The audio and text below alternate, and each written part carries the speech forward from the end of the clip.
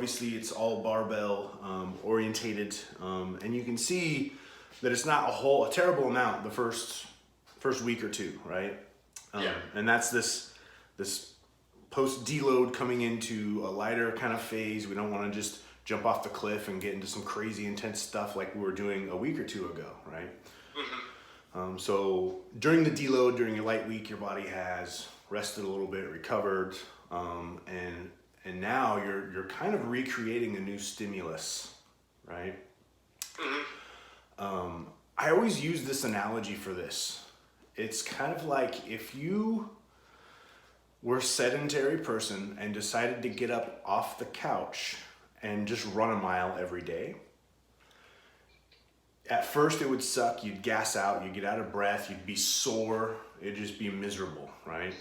And then as you do it more often, you just become a little bit more efficient at it, and then suddenly you're like, oh wow, I ran the whole mile, it wasn't that bad, you're not so sore. Maybe since your output is more calorie-wise, if you watch your diet, you might even lose a little bit of weight, but eventually you just become so efficient with running a mile every day, there will be no further benefit, right? It's just what I do, right? Like you don't get better at tying your shoes, right? Right? And that's the kind of like when we look at cardio, unless you have like a really experienced running coach, that's kind of the downside is that there's not a terrible amount of ways to pick it up or mix it up.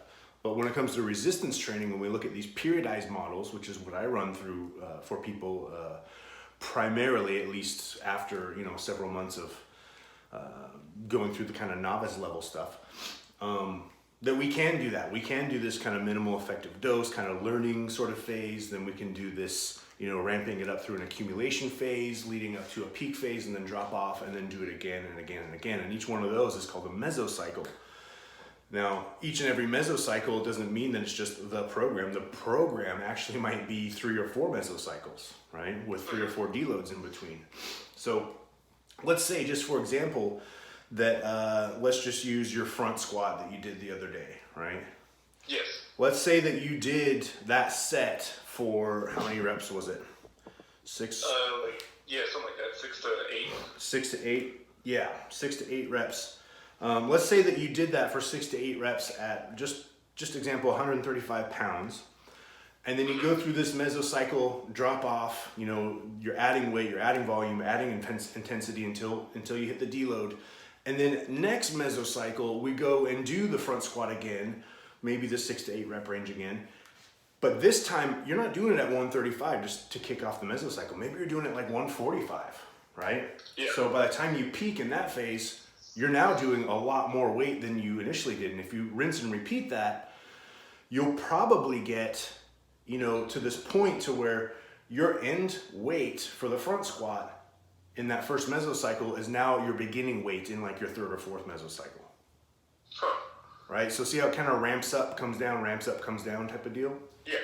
Yeah, it looks like the stock market when you look at it. Yeah. Right, on a graph. Yeah.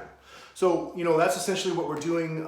We can't keep going like balls to the wall, just go crazy all the time. And you know that, I've explained it to you before. But outside of that, there's these other things we have to consider. Your nutrition looks great. Obviously, you're growing, you're getting stronger, but we have to touch base on these other things. So how has your sleep been?